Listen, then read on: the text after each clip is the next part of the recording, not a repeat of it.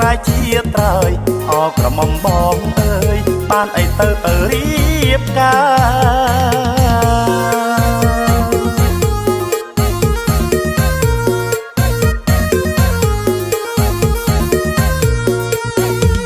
ហាអេហាអើអើ